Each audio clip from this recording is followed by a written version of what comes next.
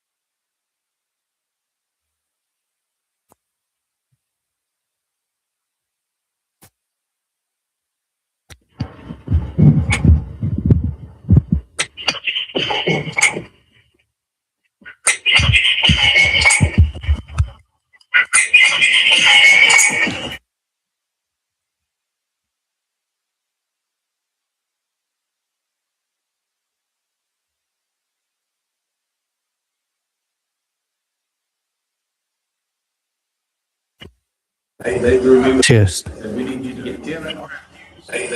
Cheers.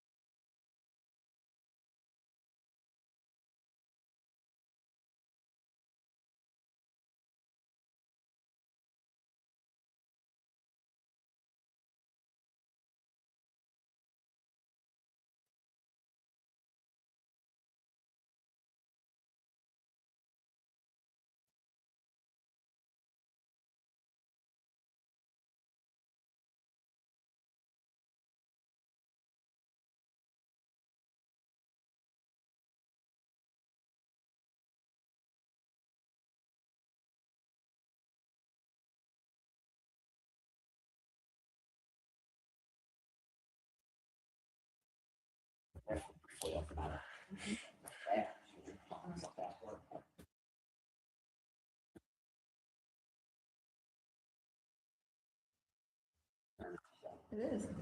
They had all the remedies up there. I called this work session of Helena City Council, April 27th, 2026 to order. First item on our agenda is review of all April 27, 2026 agenda items. First on there is AP and bill payments. Everybody had a chance to review those? Any questions or comments on the AP and bill payments report? A couple of questions.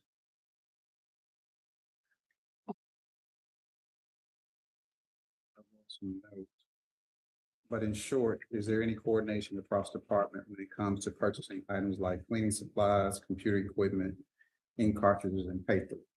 Now, I know the way the budgets were presented, there were itemized expenditures, I think, in each department budget. But in terms of when they go out to market to purchase those things, as you look across the payments for approval, like for cleaning supplies, that's very obvious. The library gets their cleaning supplies from one location, another department gets them from another location. So are we using our money the best way that we can when there's no coordinated purchase? In terms of with the best price, Right. I can double check the pricing. It's normally through either Staples, Home Depot, the Walmart, to check to see whether or not we can find a cheaper price on that. In terms of coordinating, and especially with us now in different locations, in terms of bulk buying and then sharing, it's always been that they order singularly as a department, but we can look at pricing, Jeff. I can't speak directly to whether or not it's a couple dollars cheaper at a different store. Dan got and what Mike may have. And you're confident, Jeff, for bringing that up. I brought that up several months ago. Looking at maybe getting a ULON account for just that purpose. Okay. Yeah, we can look into that. I'll make a note. Really, how easy is it? I mean, because it's every department's budget item Differently. differently. We'd have to change the way that we did the budget. And if we were to all order singularly from the admin department, then we would just shift all the janitorial charges and budget line items from the different departments to the admin. We can make a budget amendment though. I want to create more work for everybody. Right. The beautification board, the t-shirts. Just help me understand that. What do you need to know about it? Why we purchasing t-shirts? They are, given to us at a majorly discounted price. We get them once a year just to identify us as we're moving about the city to show that we are part of the beautification board. And again, they'll do it at Christmas time. And those shirts are all also open to the public to purchase. They sell the Christmas t-shirts at the parade and the tree lighting, right? Is that a fundraiser? Beautification?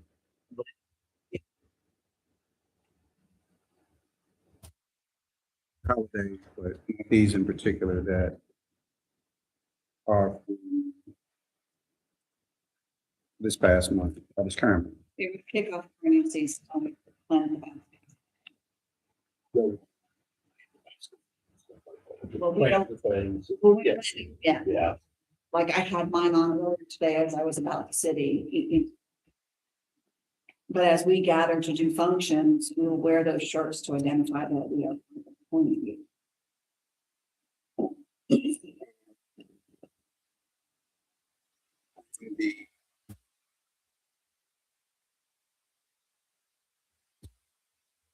The items as it relates to Buffalo Rock. Under concessions, I think the corrections account and athletics. Buffalo Rocks, how long, Buffalo Rock, excuse me. I'm assuming we have a contract with them. When is it up? So my only question to that is assuming that Pepsi or whoever the competitor is, Coca-Cola, Right. we want them to be able to compete for our business. So if this contract has been in effect for some time and it's up for renewal, then it's a good opportunity to force them into a bidding war so we can get a better return. It has, and I will tell you the prior administration did enter into contract discussions with Coca-Cola at some point in the last 2 years. I know from a conversation that was had sometime last week to talk about kind of what they ran into, the cost of transitioning to Coke, because with all the new coolers, because Pepsi's got such a huge footprint, was going to be cost prohibitive. I've already contemplated going back to Coke so that I can hear that firsthand, just getting an idea of what those issues were. But I do know that they did shop it to some degree in the last couple of years. So is it, you know what it requires?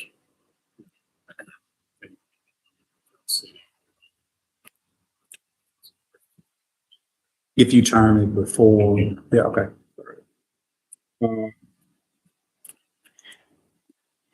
The car consulting. Check 70283. What service does the car consulting provide?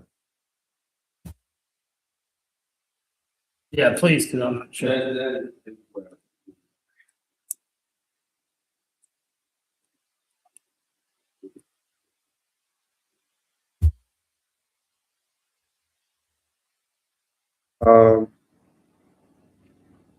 Two of our larger costs, I want to identify them by check number 70278, 70287. As I look at those line items, they fluctuate. So I'm assuming that the fluctuation in those expenses. Take my numbers off. But the fluctuation in those expenses caused by something. Either the service, if it's a service provider, or goods and services if they provide goods. But want to just maybe have an understanding relative to those contracts and why there's a fluctuation. And I guess you can begin with, And you said 27. I think that they're highlighted. Yeah, 27 fluctuations.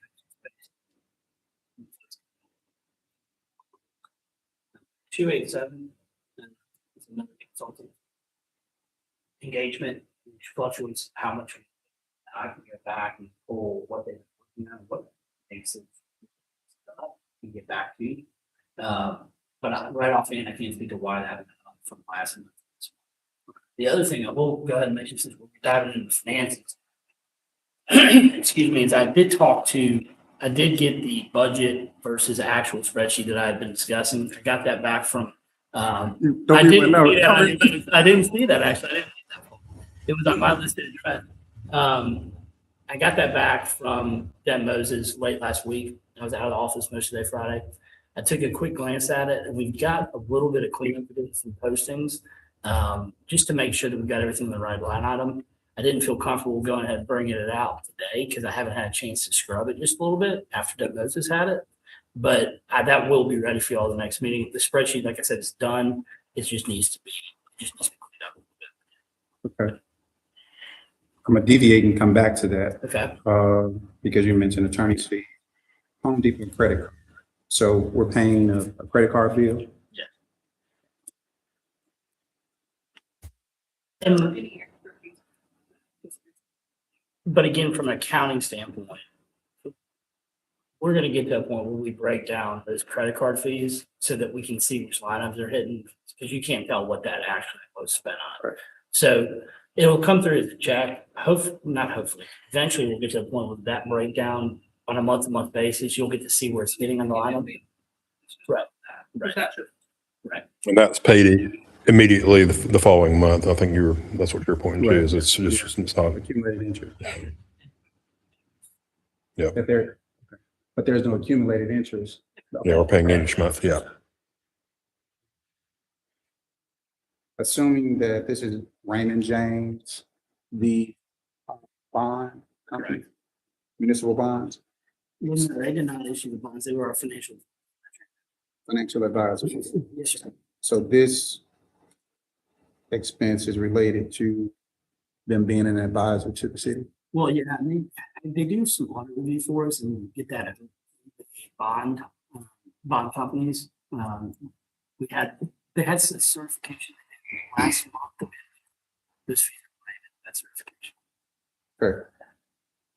I know we overall are in a comfortable place relative to what we feel like is the remaining balance on bond revenue. And you're trying to work through where we're going. But I don't think, we've gone back to revisit like what happened? How did we get such a bad deal? And listening from those entities that were a part of that, I think it's helpful. Whether that's before we go live with the next phase of the sports and leisure facility, or it's in a work session bundled up with the budget or finances. But I think it's just helpful to be able to hear from each one of them who were a part of our bond deal. But then lastly, going back to the attorney's fees, I saw several firms listed. So looking at the firms compared to of counsel, there's a difference. So of counsel works for the city. And typically that person either answers to you and or works across departments, and then primarily with the council. But with the council is probably where I need you to help me understand. Do we have a one-to-one relationship with general counsel? And if we do, what happens with those billables?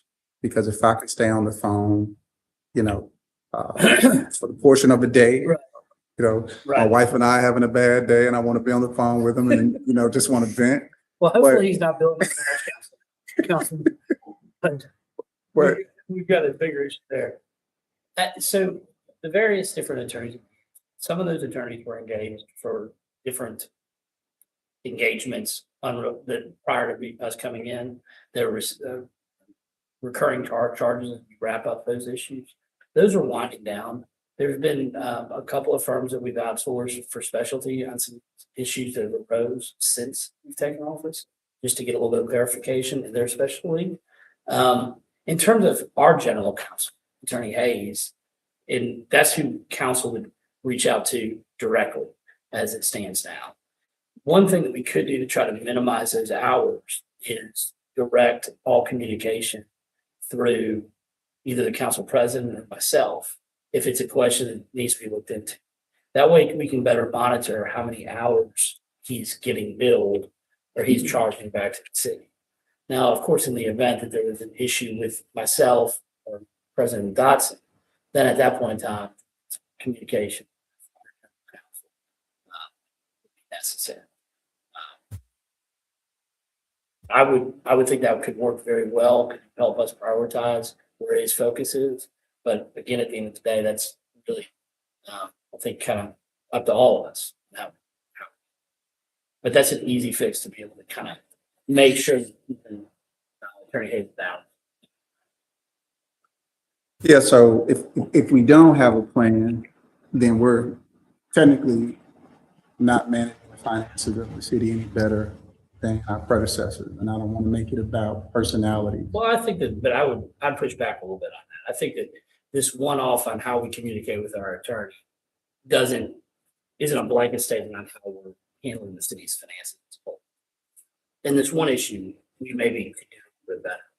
But I think his fees have come down drastically since the administration.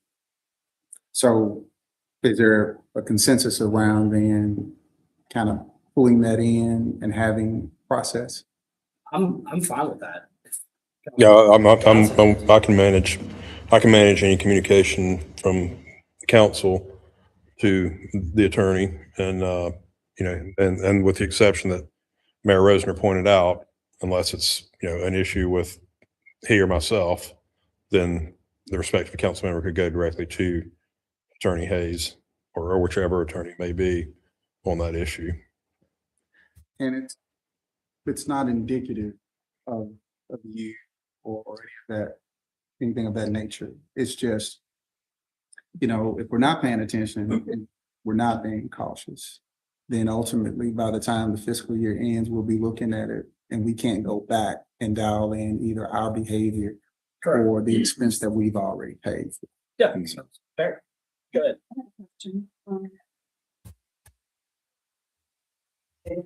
Seeing the billable hours, Attorney Hayes as counsel, as we reach out, you know, we're new. Yeah. We're all learning, we still have questions. So are we tipping the scale one way or the other with his hours and the finances? Well, I just think it's a more of a concerted, targeted approach to how information gets to him. Again, the question of how we're doing comes with the budget versus actual that I'll be able to give you guys next meeting. Well, I To speak I to that. understand that. So I haven't been, I have not, Yeah.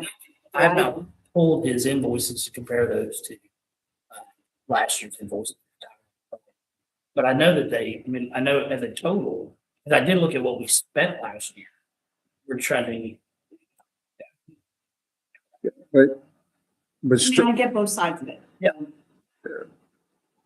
structurally, we have a council president. So ultimately, he is the face of the council. So in our individual roles, we have no authority. So our administrator, our person is the president. So it would make sense that he plays a role in communicating or at least having some awareness of what we have a concern about and or communicating with Attorney Hayes or you. And I just want to use general counsel. I didn't necessarily want to call you by name. So I think that the other thing that by directing everything to council president would benefit is be able to keep, you guys have a lot of different things that are working. They're all going to be in the city for. They're all good. But if we're in a month where, you know, Councilman Dodson knows that there's a pressing issue, say the handbook, and we knew we were going to be spending a lot of hours that month on getting the handbook done, then maybe that goes down a priority list for the following month when we don't have the handbooks finished and his time frees up, rather than getting one bill for $18,000 one month when that expense could have been. And that's on this, because you're going to spend it regardless, but for cash flow purposes, evening out cash flow, that could be a benefit to channeling everything through the president. I'm all for that. And I think that that would be a wise use of his time. I didn't want No, this is a good to. discussion. No, I think it's a good, That's it for me. I mean, I don't know if, is that a something that needs to be voted on, or is that a directive that you can make? That's a question I don't know. I mean, I would think that's a policy you should make. yeah, I think it's something I could just implement and, you know, we could see how the flow of communication works going forward following that. I mean, you know, maybe what I'll do is if Councilman McDaniels brings a legal concern to me, I'll reach out to you via email initially. I'll copy the respective council member, in this case, Councilman McDaniels, and initiate conversation there. And then you can follow up directly with me if you need to talk to me on the phone or whatever, or we can follow up in email and just follow that process. So we want to try that going forward for a little. Yeah. I think That doesn't work, then I guess to your ask, we can come back and do a resolution. But I think from a, you know, an agreement, a consensus, right? Yeah. An agreement. We can have consensus and just kind of work through you, if that's all right. Sure. Yeah, All right. I'm good with that. All right. Thank you. Any other questions on the AP and bill payments report? Okay, April 13th, 2026 meeting minutes review is next on our agenda. We received those after that meeting. Has everybody had a chance to review those? Any questions or comments on those meetings? Any changes, modifications? All right. And on tonight's agenda, I don't see any resolutions or proclamations or anything, so I don't need to assign those to any of you for that portion of the city council meeting. Next on our work session agenda is update from council boards and committee business. I'll go ahead and start with both of the boards I'm involved with.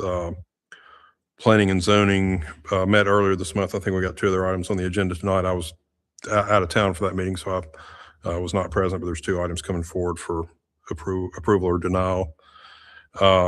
We did have our first meeting of the Planning and Zoning Ordinance Review and Revision Committee Thursday evening. That went well.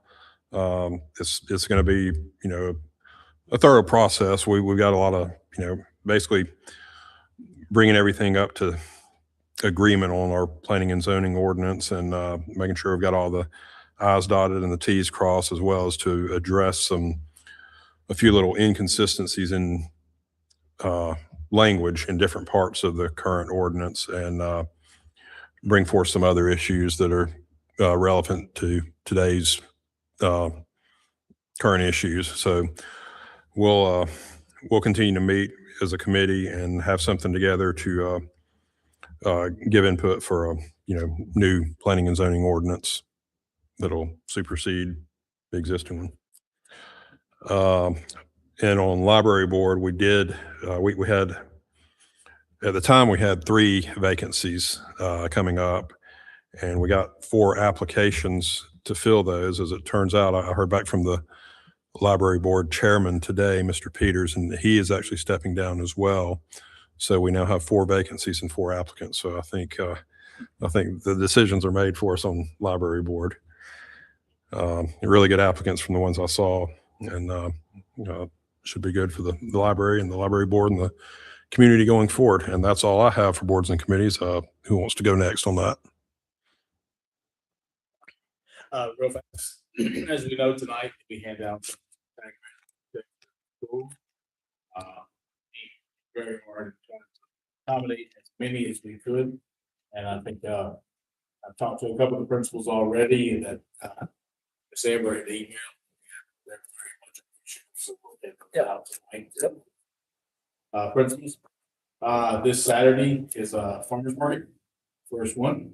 So hope to see some people come out, and I think the team's really done well setting up vendors and such. And so a lot of recommendations have come in. They've reached out to almost everybody that we will come to somebody to set up the booth. So I think it'll be good. And we did have 2 applicants for the arena board. So we had openings for 5. We got 2. So that farmers market had an opening, but that application. So how many are missing from farmers? right now 5. So volunteer, not all board members, but we have openings for 5. So we had only 1 application for that? In regard to the applicants,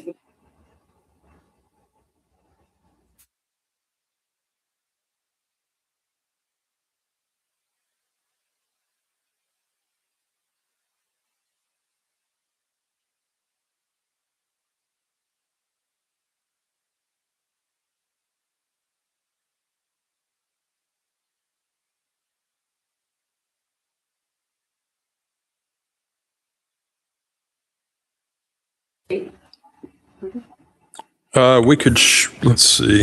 Has everybody gotten their applicants out to their respective committees? Have the committees had a chance to give you feedback on those? Okay. Okay. All right.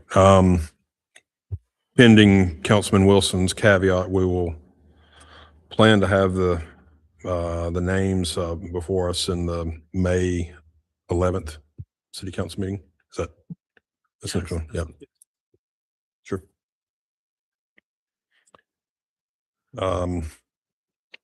Okay. Any next? Yeah, Dennis. Yeah.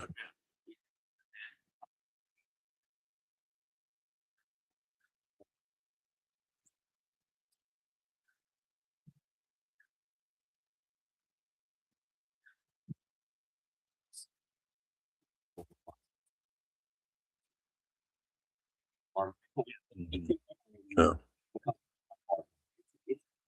onboarding is fun, but it's not just coming in and the most, and just taking the family. It's a lot of work. One of the things, as having served on that board since the beginning, we would do the appointments as applications came in, and we found that we were back maybe 50-50 with then, once they got into it, really having the time available to make the commitment.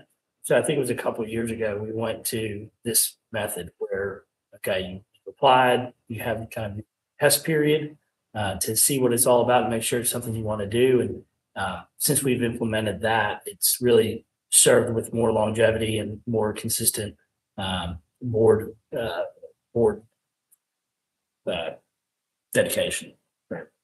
Yeah, if I recall, that's the board that got the most applicants of any. So I think it was 7. Sure. Yeah. Okay. Yeah. Okay. Okay. Okay. So So 5. Yeah. So, yeah. We'll talk more about the results of the past event Saturday in the comments, but it's a good show. And between 2,000 and 20,000. Yeah. Still talent, receiving $200 for the beverage sales. No feedback yet on the food trucks. Local impact. Great show. We have a team. Thank you. Especially with Talladega and the Yeah, we compete with some bad big weather leaders. that was being called for all week. I'm sure others made plans to do other things, and then it turned out to be a beautiful evening. Oh, also, maybe Ryan explain what we're talking about donation thing in the stage. Yeah, or when you're doing council or something like that, add it to the work, so I can go on the agreement. Because there was some back and forth. Still on it. So, mhm. got it on the agenda, but you don't have an input session, so. Okay. Can we add that to, do we need to discuss that in the city council meeting, or do we need to discuss it in this work session? Can we include that as a hot board update? Okay. Okay. Okay. Okay. Let's get out of boards and committees, and then you can review it there. Any other boards and committee updates? Zoning Board of Adjustments will have its first meeting, I guess, of our time, May 15th at 8 a.m.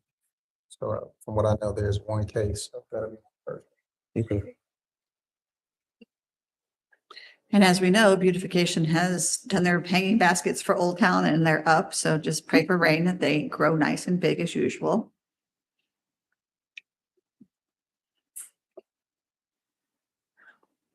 Okay, any other boards and committee updates? All right, seeing none. Next item on our agenda is the review of the new employee handbook. So y'all have a copy that was provided to y'all last week. Just to give you a little bit of the background on how we approach this, we held each department we met with at Old City Hall. It was not a mandatory meeting. It was a question and answer. They were very well attended. We took into account all of the feedback and made a lot of updates to the handbook, tweaking, not wholesale, but tweaking different areas.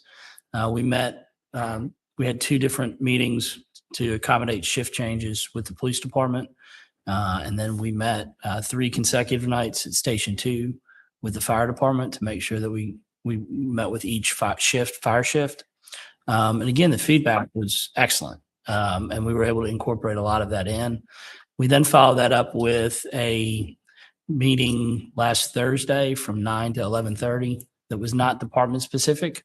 It was just welcome to any employees that still had questions. We actually got a little bit of feedback there that we were able to put into place regarding buyback of vacation, one time only, up to 20 hours. An employee with 60 days notice, the personnel director could buy back half a week's pay, whether they were going on a trip or Christmas or whatnot. So we were able to implement that. I think that we took into account a lot, and we're very transparent and very communicative in this process. And I feel like we've got a very good handbook. And the other beauty of the handbook is, once y'all pass it, it's not written in stone like the CSA is as a law until you put an amendment through Montgomery. Should something come up in the coming weeks, I mean, it could come up next week. And if it was an issue that needed to rise to this level, we could bring it back in front of council in the May meeting and update it to reflect any changes that need to be. Now, hopefully that's not the case. But that's the whole purpose of the handbook, to offer that flexibility, to kind of make changes when needed and when warranted. Attorney Hayes, do you have anything to add to that? What y'all got was draft 14. There were a lot of meetings in the city and through the process, getting to meet a lot of the employees that y'all deal with all day to day. There are a lot of employees, I would almost say, to a person that cares about the city more than themselves. Very, didn't pick up any like personal agendas or anything else. And, you know, use the handbook to get at somebody. Say a lot of protections in there, especially if I can say thanks to Ed Lindsay, Captain Lindsay, who took a lot of time with me, met several times and went over. He did a very thorough, a lot of the fire did, and a lot of the other departments as well. So everything that could get worked in there, legally and otherwise, you know, policy that's, you know, flexible, we try to accommodate to get in there. So nothing's ever perfect. Nothing's ever perfect. And that's the good thing. This is kind of a, you know, it can change if needed, but we try to get it right the first time. It's how many drafts we're done on. So it's fairly lengthy, but with issues the city's had in the past, it addresses a lot of stuff and makes stuff. There's a lot of clarification in there now, so everybody knows what's going on. So I didn't want to embarrass him, but I do want to say thanks to him specifically. But everybody else that took time to call me, it's later shift or off shift to have a conversation. So everybody was very open and forthcoming with all their comments and suggestions, and a lot of good conversations. The one thing I'll add is, of course, you know, we're both here to answer any questions, and most of those will be answered by Attorney Hayes. He's an expert on this document at this point in time. But the one thing I would ask is, if you guys have not had a chance to review it entirely, that completely understandable. I would like to have this at least voted on at the first meeting in May. Our goal is to have this effective June 1st, and I'd rather not go up to the wire with it being the second weekend in May, or second meeting in May. So that's the only ask. And with that, if you guys have any questions on it, I'll be happy to try to answer it. And what I can't answer, I'm sure Attorney Hayes can.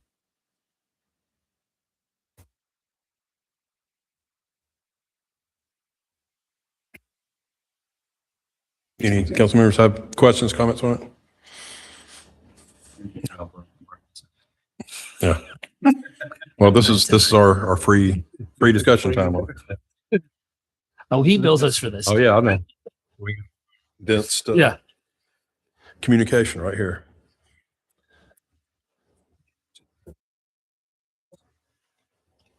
On the employee handbook, a resident citizen wants to ask a question. Yes. Yes, Mr. Ingham, you can ask a question. Could you stand and state your name and address, please? We know who you are, but.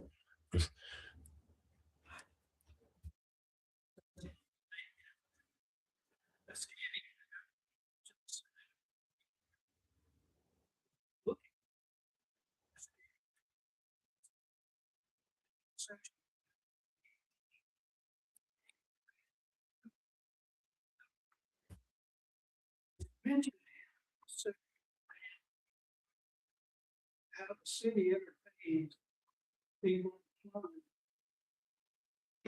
position, race, color, political affiliation, so on and so on. But one thing that stood out to me is without regard to citizenship. And to me, that seems like a red flag, and I don't know, is anything legal associated with that, or why would we consider someone for employment who's not a citizen for a government facility, who's not a citizen of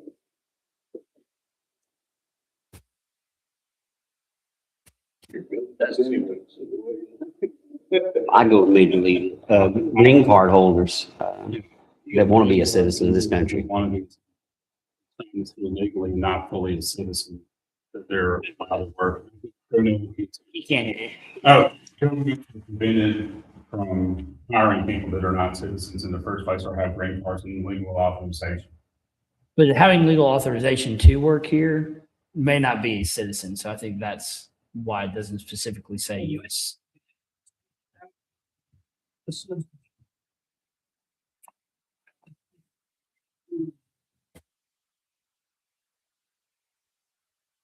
You said that was a 2.1.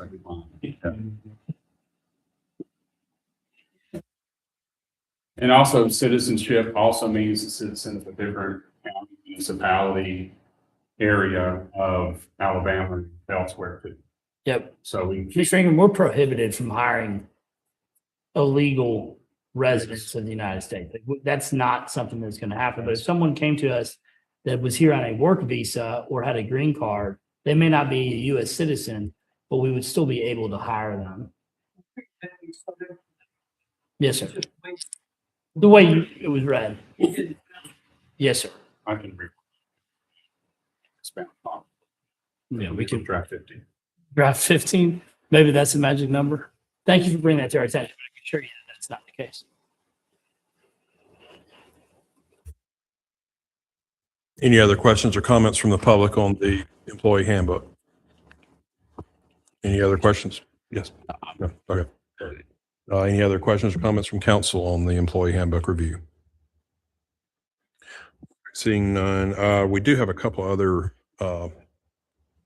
business items to address in this work session. The mayor and I spoke earlier this afternoon, and we have spoken here in council previously about what would be our second May council meeting falls on Memorial Day. So we need to firm up a date to have our second May council meeting. I'm pretty sure I'll be out of town the week of Memorial Day. So I don't know if we want to try and shoot for something the week before Memorial Day. I had my calendar pulled up here. I just have maybe a qualifying question on that. Although by state code, we have our meeting date set. I mean, we can cancel a meeting. So we don't have to meet by force.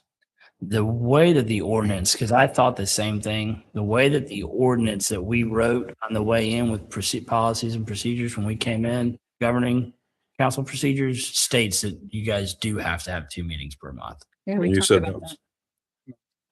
We don't. No, we don't. No, because that was a question, and I'm sorry, Joe, I think that was a question I brought up at the ALM conference that we had. When I asked the representative there was, are we required? He said, look, you can miss a meeting in once a month, even though you're required if it falls on a holiday, unless the citizens require it and then something like that. But he said most of the time, it's okay if it falls on a holiday. He said he understands that cities and people have things to do, so they're not going to push that. But he said, and I'm not wording it verbatim, but I know he said That's it was pretty fine. close. Yeah.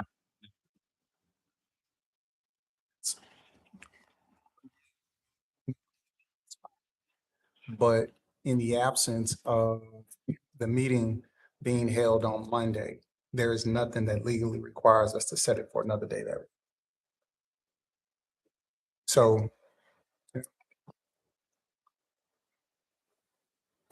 Just like with any ordinance or decision, the state has its minimum expectations, and we as a municipality can enforce that even further. So I think at the beginning of our terms, we decided that we owed the citizens 2 meetings a month. And correct me if I'm recalling this incorrectly. So we all voted on it. So if we need to. Can you read how the ordinance reads? Hayes? Again, Regular meetings of council shall be held on the second and fourth Monday of each month, regularly scheduled meetings. In the event a state or national holiday falls on the date of the regular scheduled meeting, the date may be adjusted to the Monday before the holiday or a day immediately following.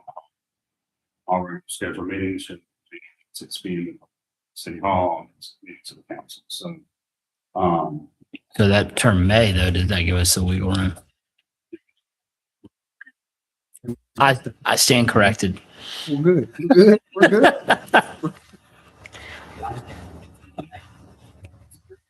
Okay. So now the question Thank you, Attorney changes. Hayes. Cha-ching. I remember the conversation in part, it was based on us projecting out what was going to come up on the agenda during that time.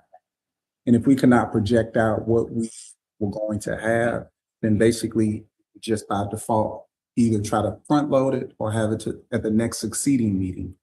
But based on, I think Brooke and maybe Dennis said both had something going on. Simply had something. So we were down 2 people in the discussion. So. Gotcha. The week before is somewhat busy too. There is planning and zoning on Thursday, the 21st, and May 19th is the Alabama primary election. So based on that wording of the ordinance, I think we can. And then we'll go to the second meeting. second. Do we need to add that to our agenda in the council meeting and vote on That it? has to be- We don't have doesn't to. have to vote on Okay. Is there any other? the legal, the U.S. Steel. Oh, yes. Yeah, that's right. Yeah, the U.S. Steel donation, stage donation.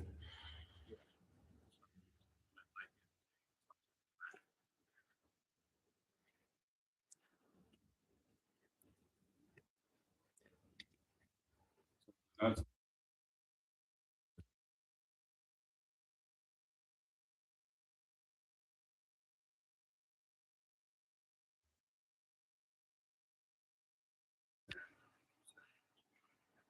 permanent.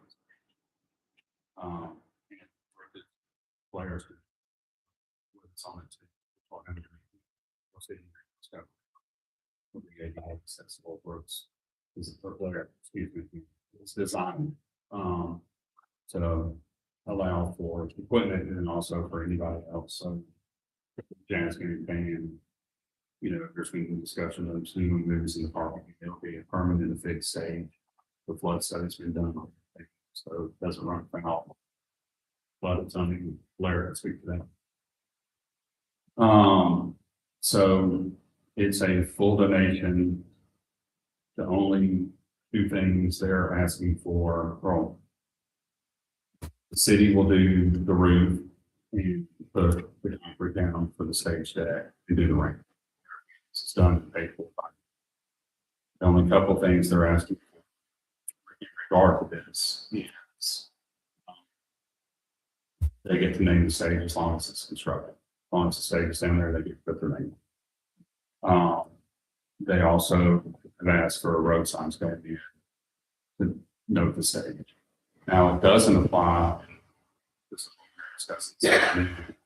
We, city, retains all naming rights. So if there's another sponsor, Coca-Cola, Pepsi, someone else that comes in, and the name of the amphitheater is up to the city. If it's a sponsor for the amphitheater park itself, it's up to the city. So the naming rights are just for, the stage, they actually. a park entrance sign that just says the name of the stage.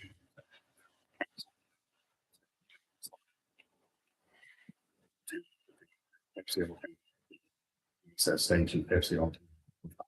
So there was no pushback, but I asked for that paragraph to be added.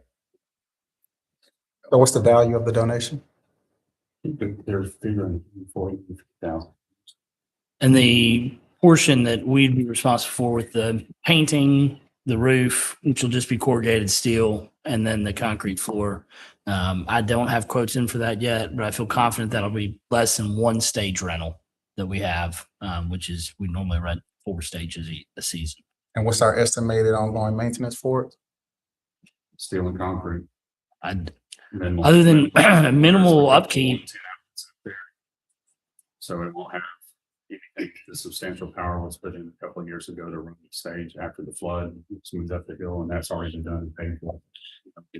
I would think that the only routine maintenance, and I don't know how routine it would be, that would need to be done is any graffiti that ended up on there, painting over it.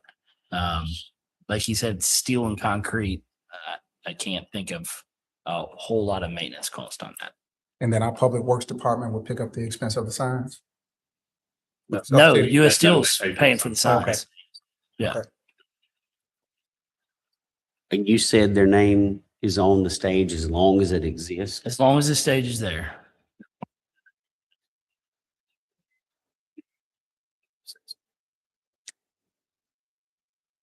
Cutting it close. A signed agreement or to be signed? And of course, they got result of delays caused by accident, God, weather. The normal.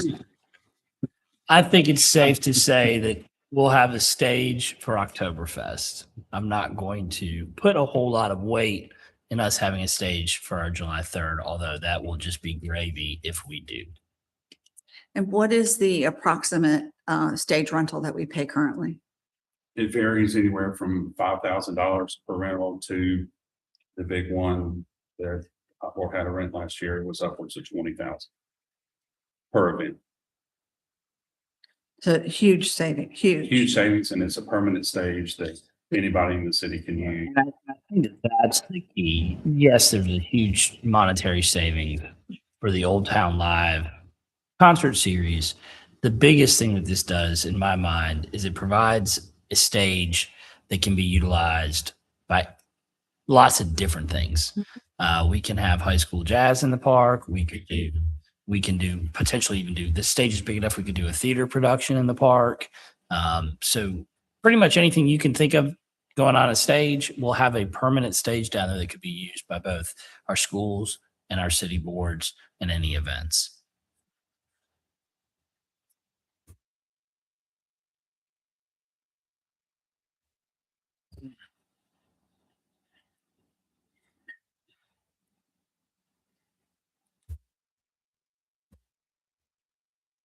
So are we putting that on the agenda to sign it tonight or to approve it tonight or? I would ask, It is, okay.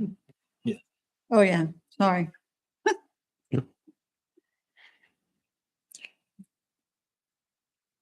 Any other questions or comments on the US Steel stage donation? Seeing none, do we have any other new business for work session?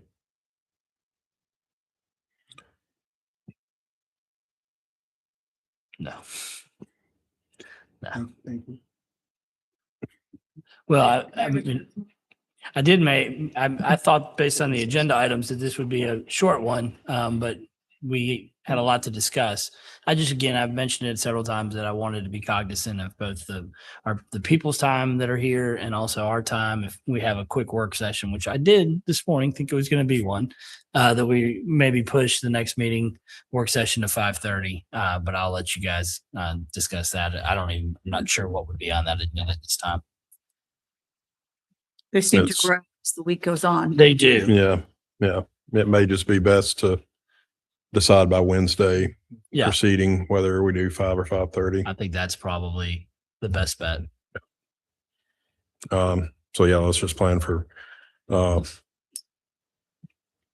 o'clock, May 11th, and 6 p.m. city council meeting, May 11th.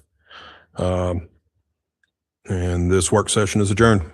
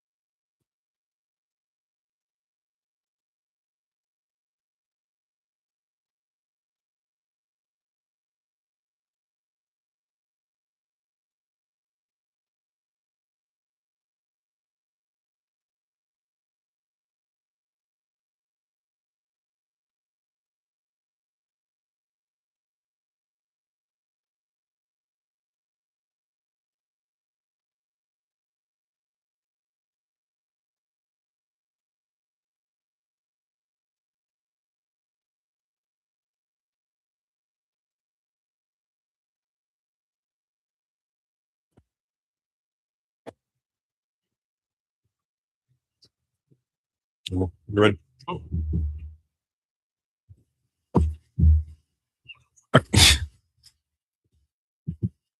I call this April 27th, 2026 meeting of the Helena City Council to order. First item on our agenda is our invocation. I'd ask Pastor Garen Endicott of Gospel Light Baptist Church to come forward for that.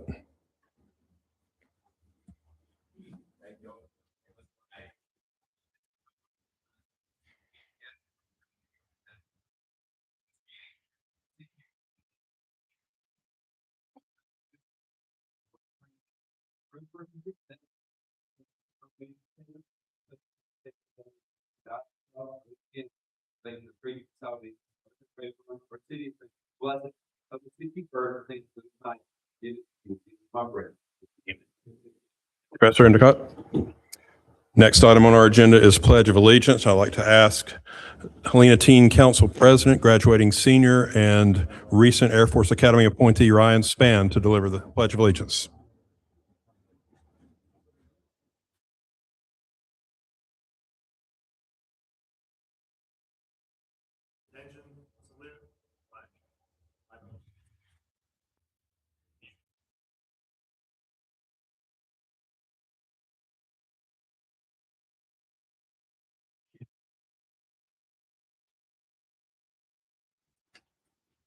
Thank you, Ryan.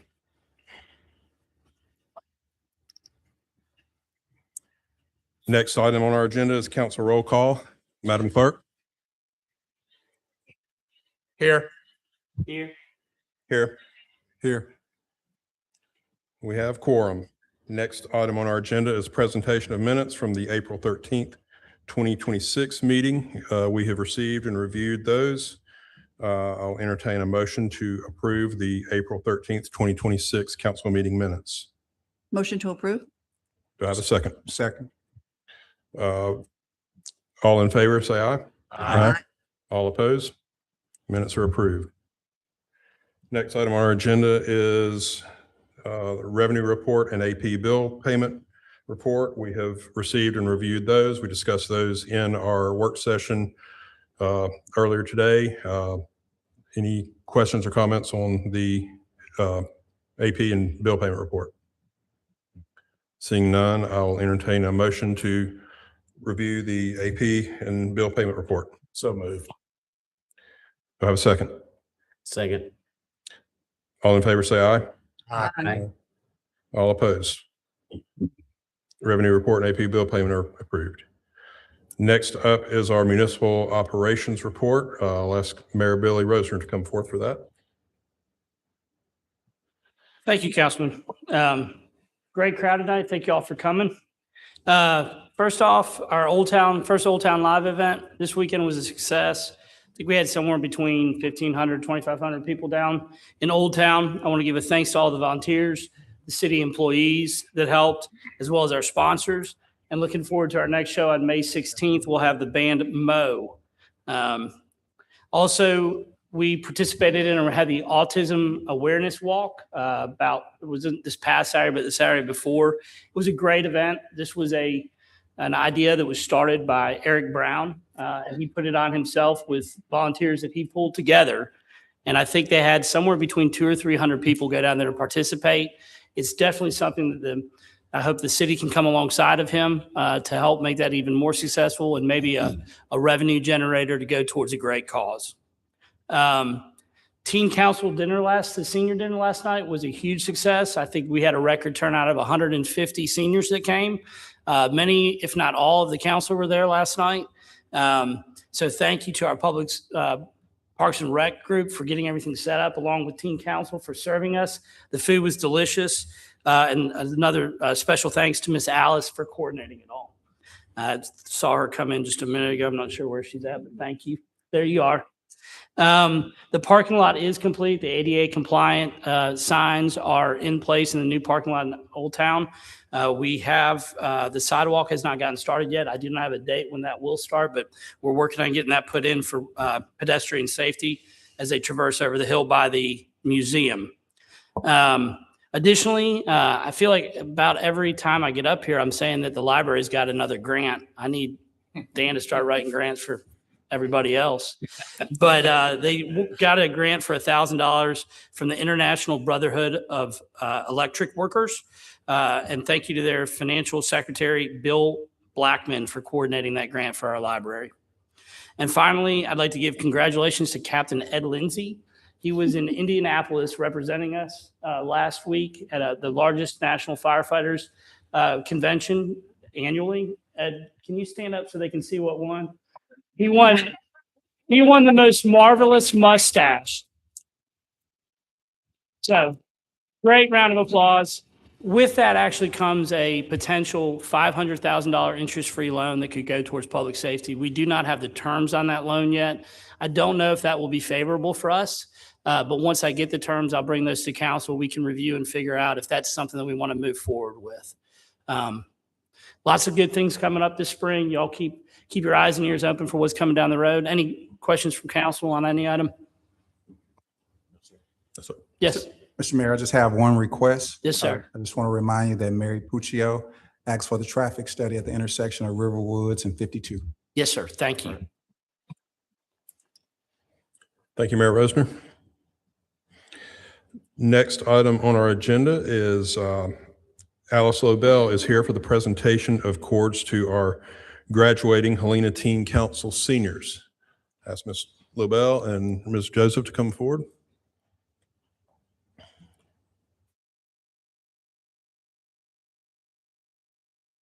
Well, that's a handful.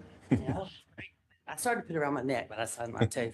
And as y'all know, the teen council always shines like they did last night. But we're going to recognize our seniors.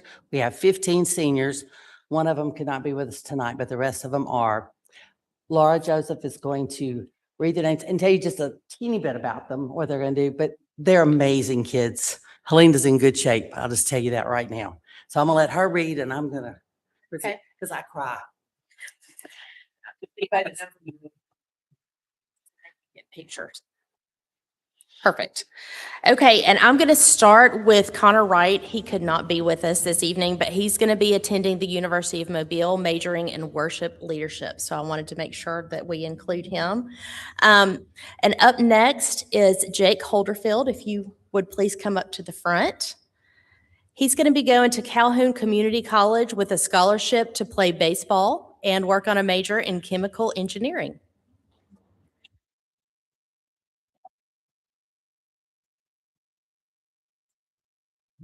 And if you don't mind, when you guys, after we call your names, if you'll just make a line right here, we'd like to get we're going to get a group picture of all the seniors once we get everybody.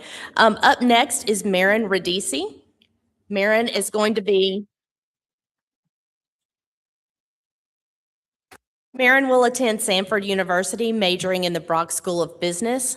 She'll be rushing in the fall and twirling with the Samford University team. Congratulations. Next is Charlie Reed. Come on up, Charlie. Charlie's going to be attending the University of Alabama, rushing in the fall and majoring in communications.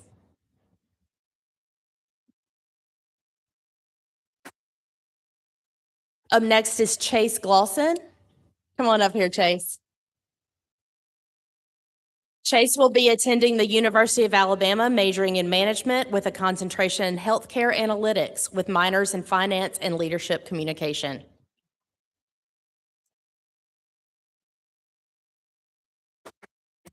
Yeah, these are in random order. Up next is Ava Kate McCombs. Ava Kate, if you'll come on up here.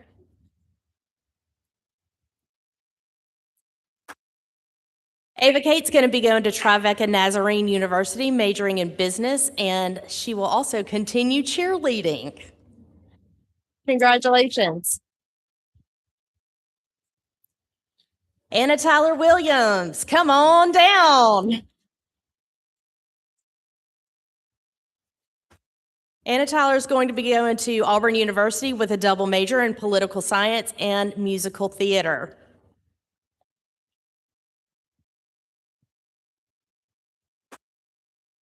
Gavin Van Zant, come on down. Gavin will be going to UAB with and pursuing a degree in nursing. Up next is Anna O'Shaughnessy. Anna will be attending Auburn University with seeking a degree in journalism and political science.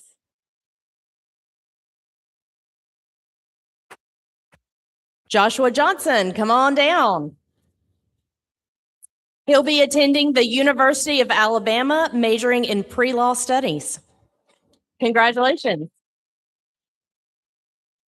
Mhm.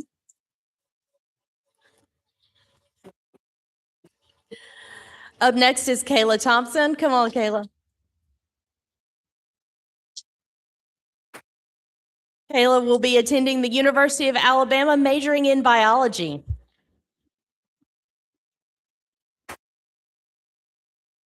Macy Lewis. Macy will be majoring in mechanical engineering and Spanish at Evangel University.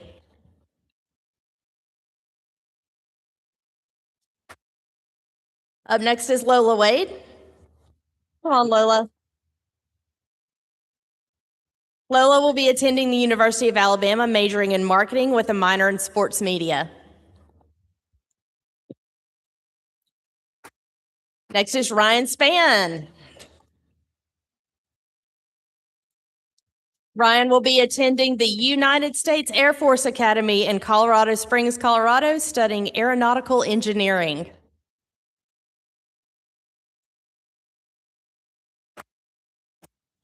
And up next, last but not least, is Nora Ferris. Come on, Nora. She'll be attending Auburn University with a double major in political science and data science. And these are your Helena Teen Council seniors. Let's all give them a hand.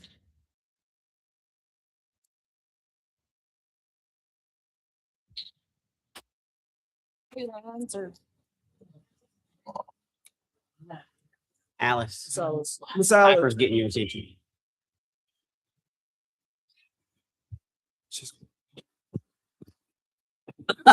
That's Braden Lockhart. Next we have Braden Lockhart, who's going to the University of Alabama.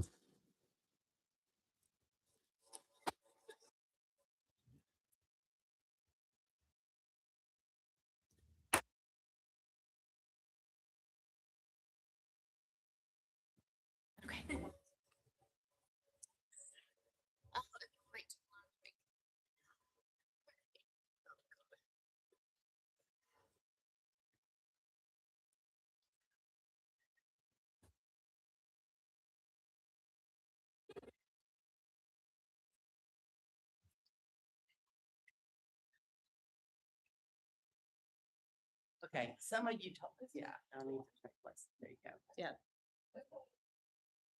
Yeah, front row to do the squat. All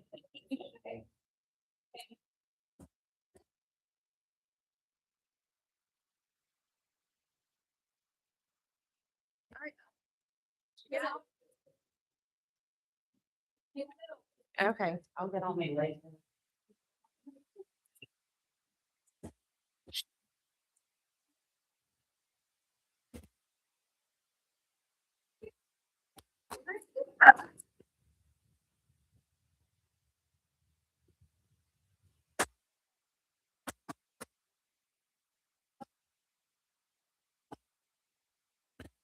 Congratulations to all the Helena Teen Council seniors and best of luck to you going forward.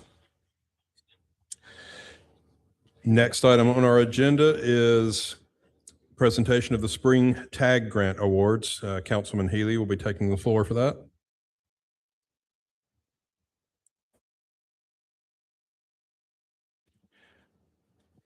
One of the greatest things I get to do is this. I've had two young ladies in the school system. One is already a junior at Auburn, and I got one in 8th grade, which I had to sadly sit in the dinner the other night and watch her grow up. So I'm not ready for that one. But we get to the tag. This team right here really works hard to go over the requests that are given to us and or to them, and they really dig deep into understanding exactly what you're asking for. And so we wish we could give it to everybody. I mean, that's the hardest thing, is knowing that we can't, but we try to really make sure that the funds are given to help our students become, going off to college and become leaders in the community. So what I'll do is I'll start off first with the Helena Elementary School. And y'all can come on up who's here. So some of the awards for this one were for the classroom, music, physical education, the school itself, and special education. This was awarded for $5,672.18. So.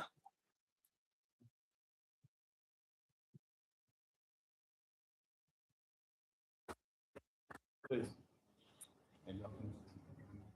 Are they good? Okay. So definitely.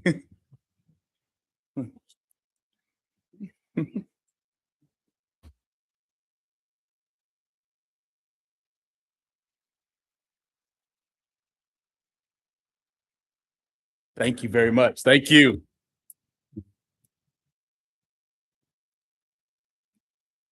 Yes, thanks, man.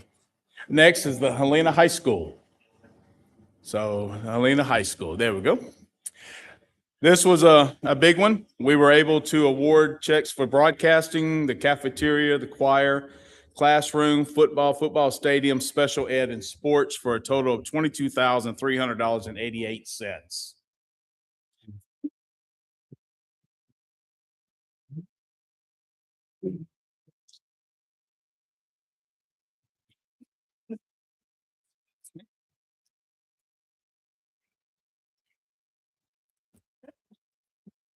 There you go. Yes, ma'am. Absolutely. Thanks. Thanks, brother. Next is the Helena Intermediate.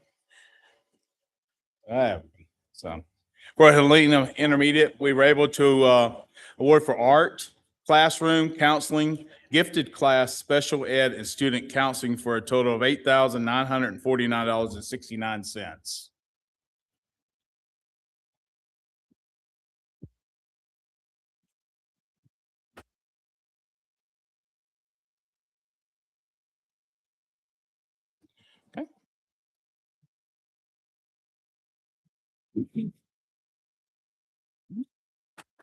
Next is the Helena Middle School. For this one, we were able to award for art, classroom, dance team, the library, physical education, the school itself, SGA, and special ed for an amount of $18,094.16.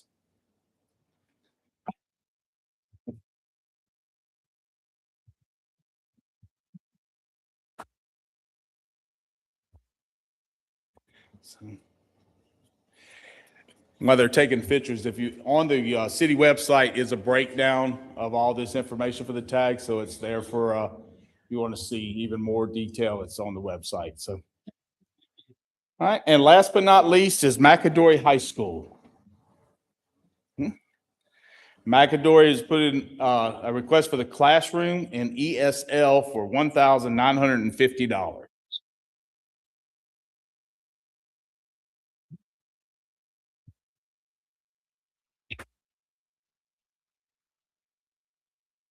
Okay.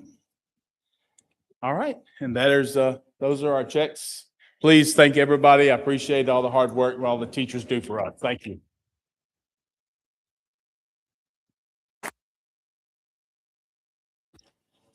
Thank you, Councilman Healy, and congratulations to all of the schools and teachers for the TAG grant awards you received.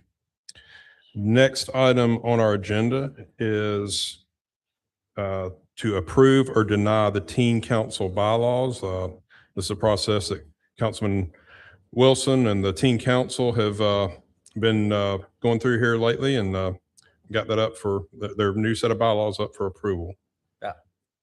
Mr. President, I'll just say, the teen council put this together, not me. I take no credit for it. I think the kids did a great job in organizing their organization for the future. Some of the seniors poured in a lot to this, and they're not going to get to live under it for very long, but they're paving the way for the future teen councils to come, and I appreciate all their effort.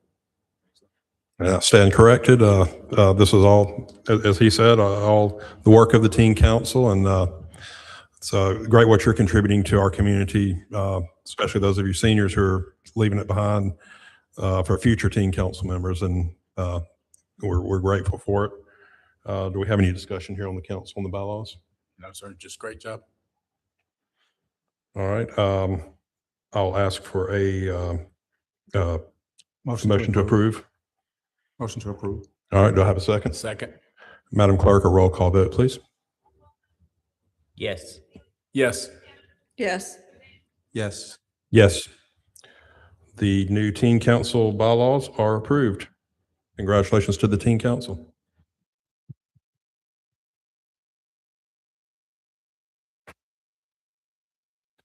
Next item on our agenda is to approve or deny the authorization for Mayor Rosner to execute the donation agreement for the stage at Amphitheater Park. This is a donation from U.S. Steel for the new permanent stage to be built down there for not only for Old Town Live events, but for any community events that we host down there at Amphitheater Park. We discussed this in work session. Do I have any questions or comments here on council? All right, I'll entertain a motion to approve or deny the mayor's authorization to execute the donation agreement. Motion to approve. Do I have a second? Second. Madam Clerk, a roll call vote. Yes. Yes. Yes. Yes. Yes. Motion passes.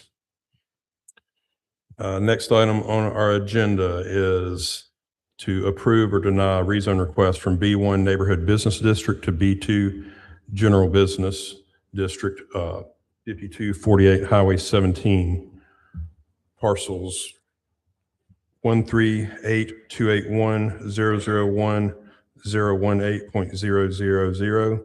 That is Maggie Valley LLC and Dan Rasmussen as owners, with a favorable recommendation from Planning and Zoning on April 16th, 2026. Does the applicant wish to come forward? Oh, already up there. Yes, my name is Andrew Wilson. I'm representing Clayton Bailey Properties, the seller, and Maggie Valley, the purchaser of 5248 Highway 17. We're looking to seek B2, the general business, from B1 neighborhood.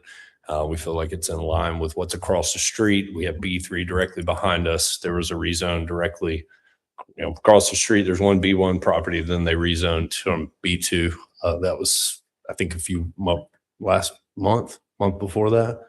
So we're just here for any questions you may have. Is there any residential property directly adjacent to this parcel? We do not touch any residential property. The only thing we touch is B3, which is a storage facility behind us. Okay. Any other questions or comments from the council before we open up to public comment? Yeah, Mr. President, as it relates to zoning applications, I thought we had a pact or an agreement that when these items make their way to the council, that they would have an economic impact study or data associated with it. We know it would be an estimate, but we want to have an idea of what type of revenue the business will bring into the city of Ballina. And it seems like we're off and we're on. The last opportunity we had, if you go back and look at the March 23rd meeting minutes, I think the property at 5809 Highway 17 was one where we spoke to that. So are we going to be consistent with that information pulling forward with the applications?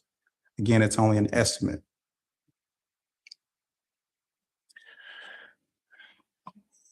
It's not something that we have, written into our planning and zoning ordinance as a requirement at this time. Obviously we're in the process of reviewing that ordinance and making some changes to it going forward.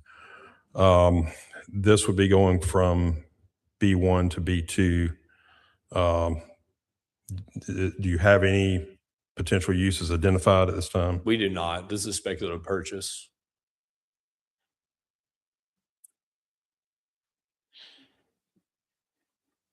Okay. Any other questions or comments from council on this? All right. Do we have any public comment on this item? Yes, sir. Please come forward and state your name and address. My name is Dave. I live in the Brandywine subdivision directly behind the B3 storage area. It is our only entrance in and out of our neighborhood going out to 17. We don't want anything to do with the B2 business at this location. We fought for the piece of property across the street to not become a Zaxby's.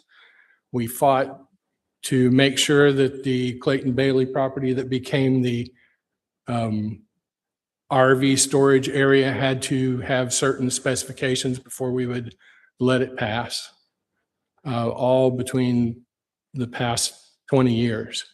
Here we are again, where we want to put a restaurant or something there. I think it's I just think it's kind of underhanded not to say what the purpose of purchasing the property will be used for. There's only a couple of businesses that are not allowed under the neighborhood exemption for a B1 zoning that they have asked for to have a drive-through. The only kind of business going to have a drive-through is going to be a restaurant.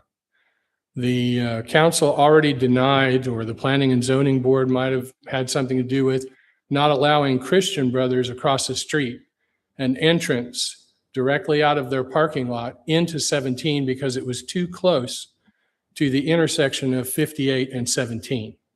So they had to enter their business all the way up the road by the other storage facility, almost across the street from the parkway, and around down that street and into their business because that wasn't allowed.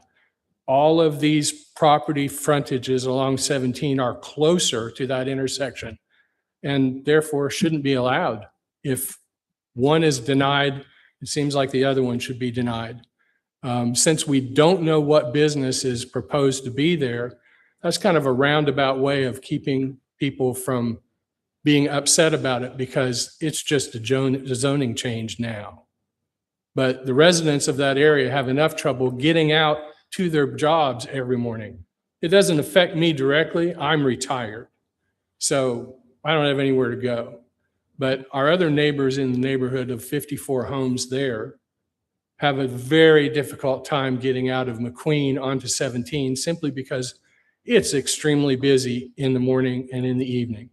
So any improvement, such as a B2 business, if it does happen to be a restaurant, I can't imagine what else would require a drive-through, is just going to complicate the situation beyond any, quality of life situation that anyone in that neighborhood would want to have happen. So I say, until we find out what the business is and what they want to do, I think the council should not approve this. And I think most of the residents of our neighborhood would not like to see it happen either. We want to keep it quiet. We approved and allowed the veterinarian place to go in, the insurance business that's next door to them on the corner that faces 17, the storage area, and the other office that's up the street. Those are all quiet businesses. If we have to have a drive-through, that's going to completely stop that from happening. Okay. Thank you, Mr. Nathan. Do we have any additional public comment on this item?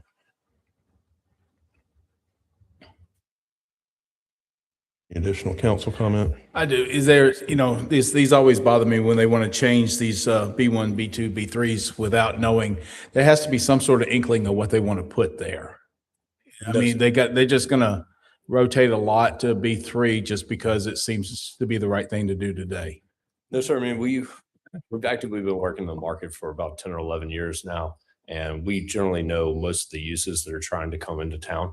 Almost every one of them are B2 use. By your definition of what B2 would be allowed, whether they are other mechanic things, tire shops, stuff like that, drive-through, Right. coffee shops, things of that nature, even daycare, for instance, would need a B2. So, Mr. Wilson, Yes. Can you tell me what businesses other than a drive-through restaurant would qualify under a B2? yes, sir. I mean, most daycare is B2. There are several other automotive uses that would be Like B2. oil change places and things of that? Things of that nature, yeah. I mean, you could have a tire shop, Discount Tire, or something like that would require a B2 use.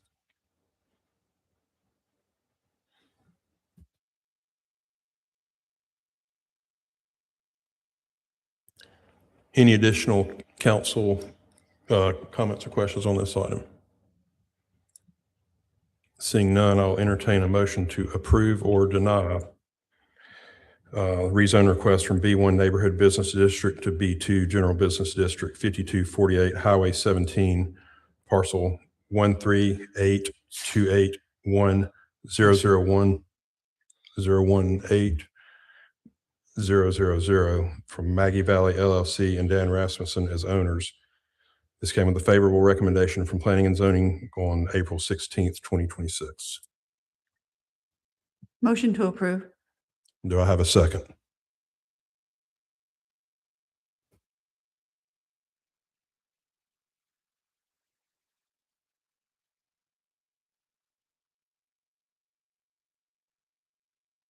I will second the motion to approve. Madam Clerk, a roll call vote? No. Yes. No. No. Yes. All right, that motion does not pass. That motion fails. So that does not go forward. Next item on our agenda is to approve or deny Henley Sector 2 Master Plan Modification Preliminary Plat, Newcastle Development LLC, with a favorable recommendation from Planning and Zoning on April 16th, 2026. We have someone here from the applicant.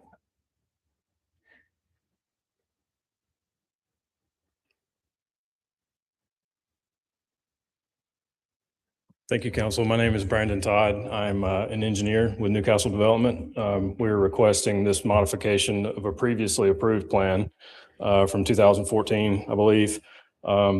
U.S. Steel had this originally designed in one of their original concepts for Henley, and it was the Henley right here, and then Sector 2, which is what we're working on now. Newcastle purchased the property about 8 years ago. So at that point, we took over the project, we took over engineering, and I've been engineer of record, or I will be engineer of record for this project. So it's a reduction of 11 lots that were originally planned and approved, and we are proposing 6. We have a couple of exhibits that I think Blair has on his computer if you'd like me to show you visually what we're proposing to do. But it's about a 40% reduction in footprint. So a disturbed area of the project. The original concept would have required clear cut almost from Hillsborough Parkway all the way to Hillsborough Trail. So all of that property right there would have been basically cleared. What we're proposing is, like I said, about a 40% reduction. It goes from 4.5 acres down to, I think, a little over 2.5. So from our perspective, we think it's an improvement pretty much by any measure. We retain more trees. It's more of an estate lot type feel. I think it's just a better fit for this piece of property. It's a pretty small piece of property. It's about 6 acres total. And there's about 90 vertical feet of elevation. So topographically, it's very challenged. It's very difficult to develop and to do 11 lots. So we feel the 6 fits a good bit more just with the character of the neighborhood. So that's a real high level overview. Like I said, we've got some exhibits. If you'd like me to show you, or if you have any additional questions, I'll be happy to answer those as best I can. Will you be retaining existing vegetation on the Hillsborough Trail side of this property? That's the intent, yeah. So the original grading plan that we had based on that 11 lot approval would have cleared the trees almost entirely to the trail. And we, for multiple reasons, we didn't want to do that. So the reduction to 6 lots, it preserves a good bit of that, the existing trees, some of the mature trees that are there, and we think creates a pretty nice buffer between the trail and then where the proposed home sites would be. Okay, thank you. Any other questions or comments from council? Councilman McDaniels. Yes, sir. Mr. President, where our zoning ordinance by far, I don't think any zoning ordinance in the state requires an economic impact. But to the extent that someone wants to do business in Helena, I think it is reasonable for the applicant to bring that information to the city or for the city to prepare it. And I know we don't have the resources to do that on our own, or we may not, I don't know for sure. But clearly this gentleman has an idea of the cost of this project. So he has an idea of the economic impact for their business, and we should know for the city. So for me, I would ask for a delay for us to consider this item, 2 weeks or a month. But I am insistent on receiving that information. If we sit here and we can listen to an applicant present information where they know their business model, as a city, we should know ours. I'll also add that you'll forgive me. This is not directed directly at you, but the people in this room and the people of this community have heard dozens of times, we're not going to clear cut. Guess what happens? They all clear cut. I'd like to know that we've got some teeth, that if you do decide to clear cut after you promised us you're not, that we can come back to you with some type of legal recourse. There's been enough of that already where we're sitting right now. We were promised no clear cutting. There's not a tree to be seen in any of this development. So we're up here to prevent that from happening in the future. And I hope you understand this, the levity of that. Okay. So that's all I've got, Mr. President. And I may add, Mr. President, I want to know what this does, based on the department heads. What does this do to our utilities and such? Because, we've got to understand this is going to tap into something that we already have existing, and we need to repair those as we talked about the rates and such. I don't understand it enough, so I would like to have a clearer understanding of how that impacts. What your goal is to fix the infrastructure that we have, or to bring it up to snuff, as you were mentioning. That's all I need to know, is make sure it doesn't hurt us any more than it already has.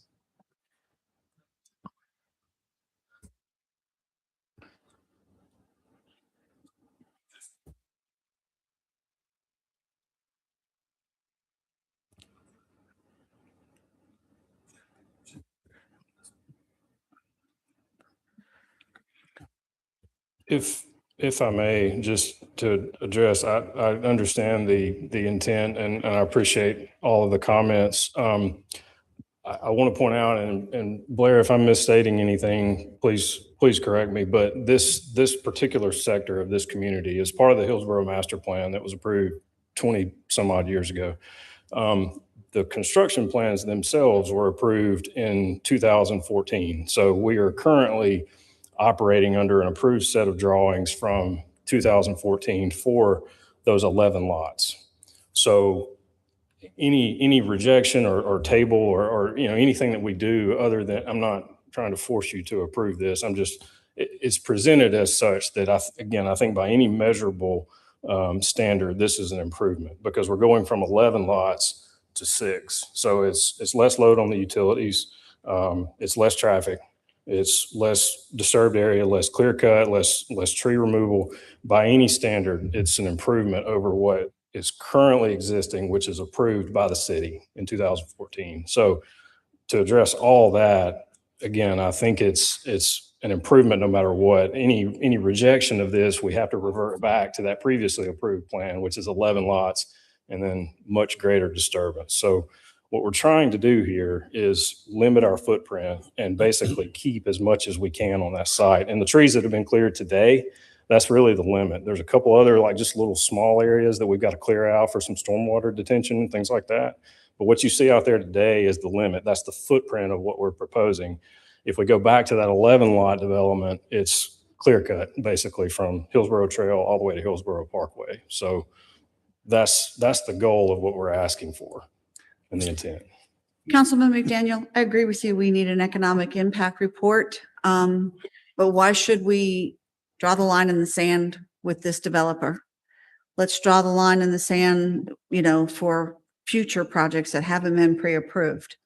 I understand that we need it. It's a valid point, but why are we making an example out of Newcastle? That's not indicative of my comments. I think the record will reflect every council meeting when a zoning case comes. Right. So But we're digging our heels in is the only way to say it.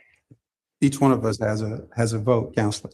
Let me say this, and I heard the gentleman say essentially that the only option is to approve. What I mentioned was laying it on the table. So laying it on the table is not an actual vote for or against the project. Sure, I And understand. it's up to my council colleagues to make that decision.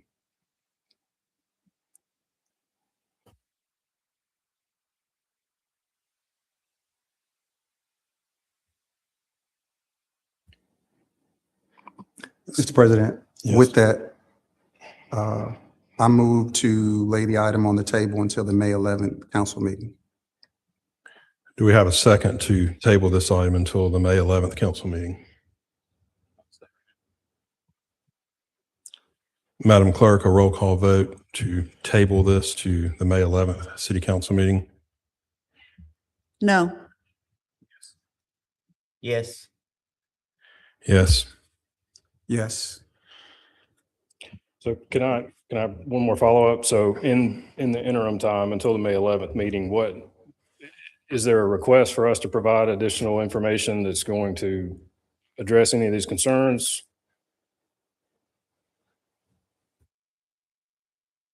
Councilman McDaniels, would you like to clarify what you'd like for that, May 11th? No, I'm not going to clarify on the record because we're in a public meeting, but I think he can go and meet with the mayor and general counsel, and we can work through those items that will avail to the item coming back before us and for us to consider the item. I think there were some things that were mentioned on the dais that are already in the record, so I won't go beyond that. Okay. Table to May 11th passes.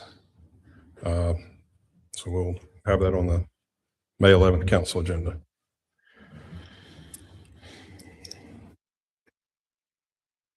Next on our agenda is period for public comment.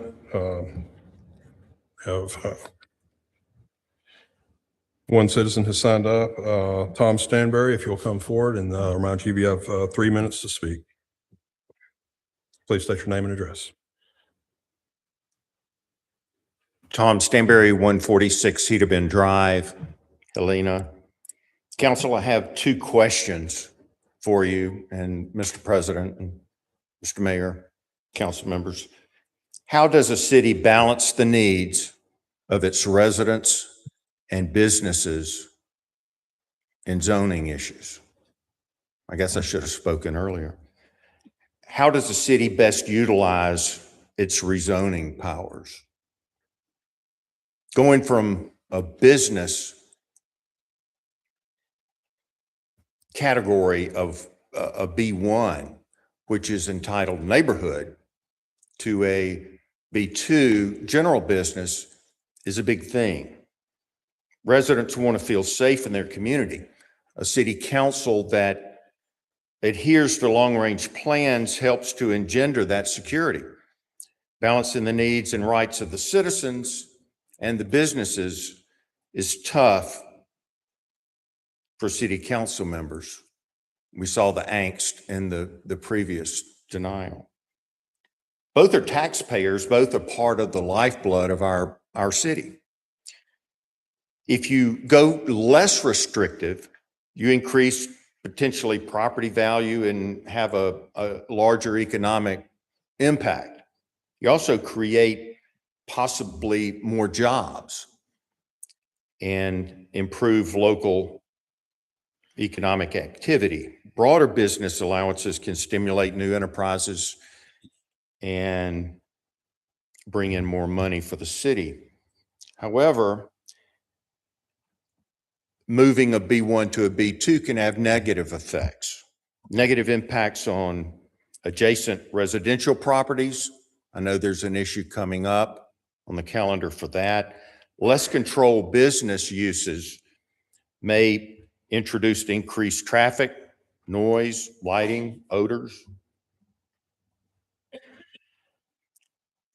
They can also produce a strain on infrastructure, which we have currently, and public services.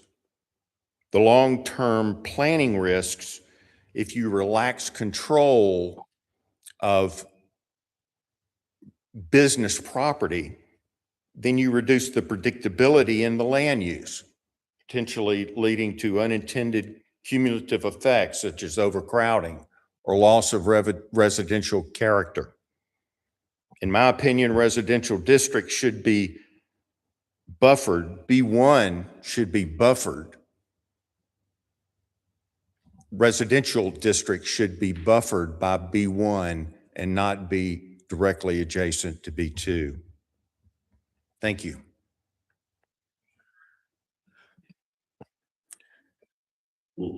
Next on our agenda is council comments, and I will begin with Councilman McDaniels.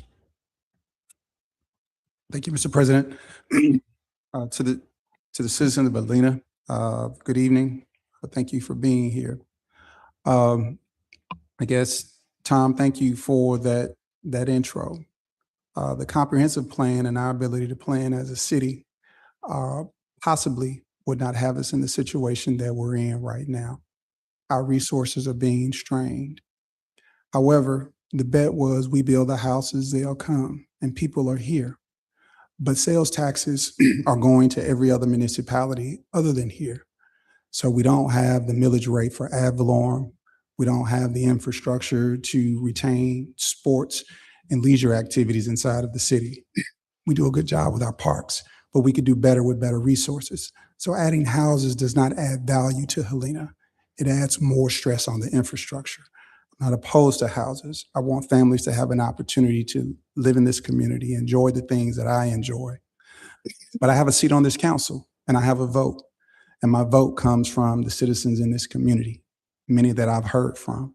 I live in a community where it was rezoned several times. I think several of the people who live in the neighborhood that I live in can give you a complete history of that. It happens time and time again. The rights of property are to all individuals, not to developers, not to an individual group of people. So to the extent that we sit here, these decisions aren't going to be easy. They may not even be liked, but we have an opportunity to make decisions. So thank you and have a good night. Thank you, Councilman McDaniels. Councilman Healy.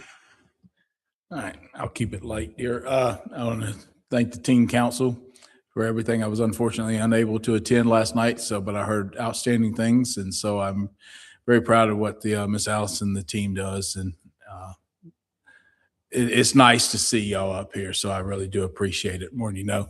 To the teachers that I was able to present tonight, and we were as a council and as a TAG grant team to present the school to better our students and help them is amazing. It's one of the best things I get to do up here as in my term. So I want to thank you and I appreciate y'all coming out very much tonight. Councilman Wilson. Yeah, I want to start on team council. Tonight's a special night.